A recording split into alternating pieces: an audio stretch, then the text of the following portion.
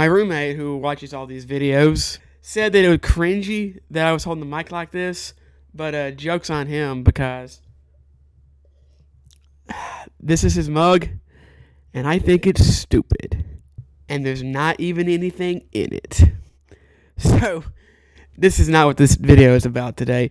This video is about, if you don't know, if you don't follow video games, or maybe you live under a rock, the newest game from FromSoft, the developers of Dark Souls, Bloodborne, Sekiro, and other games that are hard but also very good, that's right, you can do both, is coming out soon or just came out depending on when I get this video out, and I am super excited for it, even though I'm not exactly sure my PC can actually play it very well, but I guess I will find out. Of course, with this huge release coming, many people are probably wondering why others choose to put themselves in these situations, playing games that are so difficult, doing something that's supposed to be fun, and putting unnecessary stress on themselves.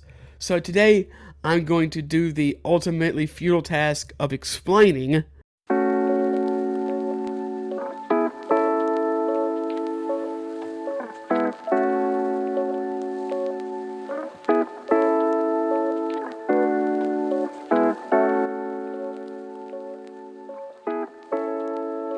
So with an intro like that, you might be thinking, wow, he must be really good at games. Yeah, let's go with that. No, but in all seriousness, I am probably average at best at video games and in most things in general. But what I did have growing up was several siblings, cousins, and other people that I constantly wanted to compete with. Whether it was holding our breath, playing basketball, and while these competitions, in quotes, range from barely competitive to probably too competitive, I remember eating some gross things to see who would throw up first.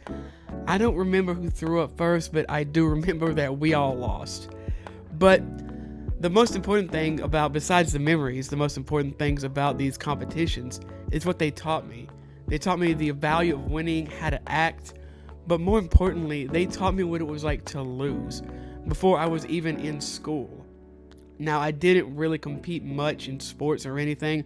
I tried out for the basketball team a couple times, and I only made it once, and I wanted to try out for the soccer team one time, and the coach even came up to me and asked because I had played a ton of Parks and Rec League, and I was actually pretty good, but I have a kidney disease, and my mom was so scared that she wouldn't even let me try out, which of course was heartbreaking, but I guess to a degree I understand. So it was very important for me to have these people all the time, the people at my home, that I could compete against and learn lessons from. And of course I had this for years until me and my siblings started to move away from the house. And although me and my brother did live together when we were in college for a while, eventually we moved our separate ways as well. So I had this competition and I didn't really seek it out in any other form. I guess a little bit in school, but not really. I didn't really care that much about school. I kind of just did enough to get by. And I didn't see the point in getting good, quote unquote, as people say, the meme, in Dark Souls nowadays in video games because that's entertainment. Of course, besides competing with people in, I guess, Halo and stuff, but I mean, I was never very good at that either. I didn't see, I guess, single player games being hard. I didn't see the point in that. And the video game industry for a long time, especially around this time that I'm talking about, seems to have agreed with me because a lot of games weren't very difficult. A lot of games were made so most people could beat them, which isn't necessarily a bad thing, but that can eventually get stale and boring. But I didn't seem to mind. I mean, I had been playing video games for my entire life at that point. And I had heard some rumors, about Dark Souls and other things. Or maybe around this time, I'm not exactly sure. I'm not looking up dates here. But I didn't play it. I did play, however, weirdly enough, Dark Souls 2. That was my first one of these experiences.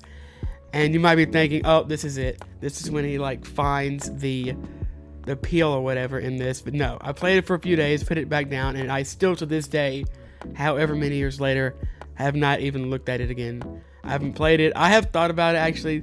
Saying I hadn't looked at it is a bit of a fib there. I've looked at it, I've thought about playing it, but there are other games that I would rather play instead. So, life kind of went on. And eventually, I found Bloodborne. and I absolutely fell in love with everything about this game. The look of it, the music, the ambiance, the feel of the game, not just movement or anything, but the feeling that it gave you, the feeling of dread, the feeling of mystery. But what I loved more than anything, besides the combat, which is phenomenal and probably the best combat in any game that I've ever played. Maybe Doom Eternal is better, but I don't know. But what I really liked was the challenge that it gave me, and I kind of realized that most games weren't really challenging, and this was, and I sucked at it. If anyone knows what Central Yharnam is, I was in that area for hours. I am not ashamed to admit it. This was the first game like this I'd ever played besides Dark Souls, and it kicked my teeth through the back of my head, and I loved it. And for whatever reason, when it clicked with me, I just decided I am going to beat this son of a bitch. It is not going to beat me. And I want to say that playthrough, oh man, it's kind of embarrassing to say, I want to say that playthrough was getting close to 100 hours when all was said and done. I did not want to lose to this thing, although I will say I got very, very near the end, and I kind of quit. I got lost, and I was overthinking some things, which I have a I have a tendency to do that. And I just straight up didn't know where to go. It really wasn't that the bosses or the enemies were too hard. Just for whatever reason, I was trying to do something that it just simply wasn't going to let me do, and I didn't know where to go. I was actually like 2 or 3 bosses were the only things I had left in the entire game.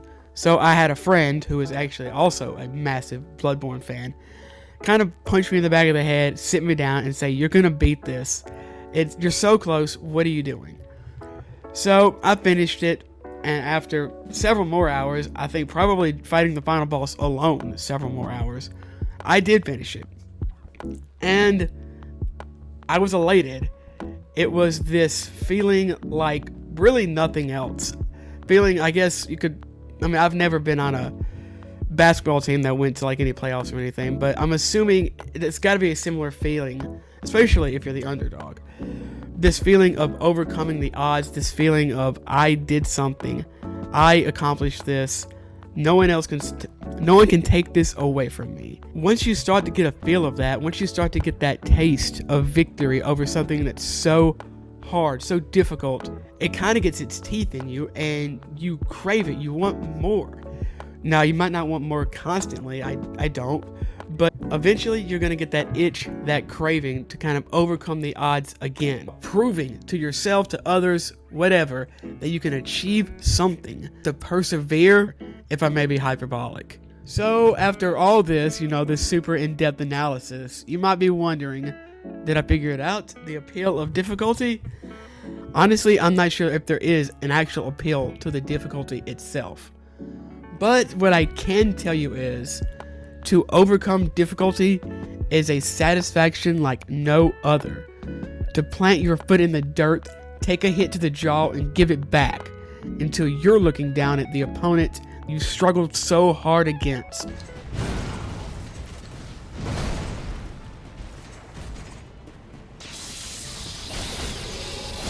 So small, no hero! We did it!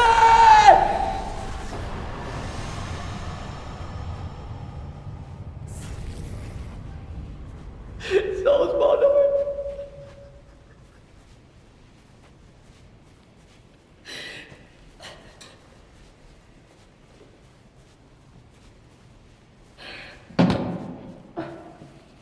We did it.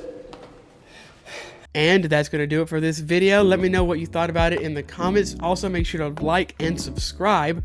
Let me know what you're planning on doing that's difficult. Let me know a challenge that you want to overcome. Do you plan on playing Elden Ring? I hope everyone has a great day, and I'm going to go cry because I'm pretty sure Elden Ring will not run on my computer.